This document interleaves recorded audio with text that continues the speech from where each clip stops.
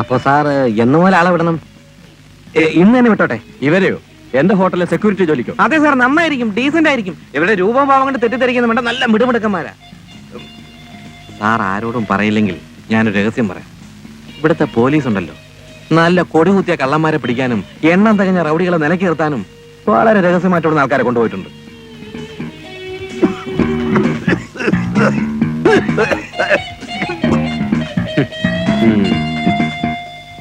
Sub jail ചാടിയ 3 കള്ളന്മാരെ അയാൾ ഒറ്റയ്ക്ക് പിടിച്ചു കൊടുത്തിട്ടുണ്ട്.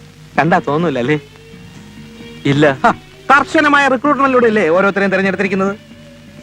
പിന്നെ ചിലർക്കത്തിന് പ്രായക്കൂടുണ്ടെന്ന് മാത്രം. അതിനെന്താ സാറേ, പാമ്പ് പഴയതല്ലേ നല്ല. എനിക്കങ്ങനെ പഴയ പാമ്പുകളെ ആവശ്യമില്ല. നല്ല ചുറുചുറുക്കുള്ള ചെറുപ്പക്കാരുള്ള വേറെ ഏജൻസികൾ ഇവിടെ ഉണ്ട്.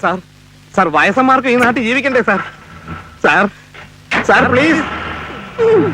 നീയൊന്നും ഒരു കാലത്തും ഗുണം പിടിക്കലടാ. നിന്റെ ഹോട്ടലിൽ തുടങ്ങി 3ന്റെ അന്ന് പൂട്ടിയിരിക്കും.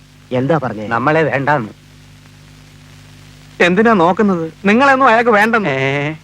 ഓ, നിങ്ങൾക്ക് പ്രായം തീരെ കുറഞ്ഞു പോയെന്ന്. എന്തോന്നാ? നമ്മളെ വേണ്ടെന്ന് ആ സാറ് പറഞ്ഞു. വെറുതെ അല്ല അയാൾ വേണ്ടെന്ന് പറഞ്ഞത്. ഓ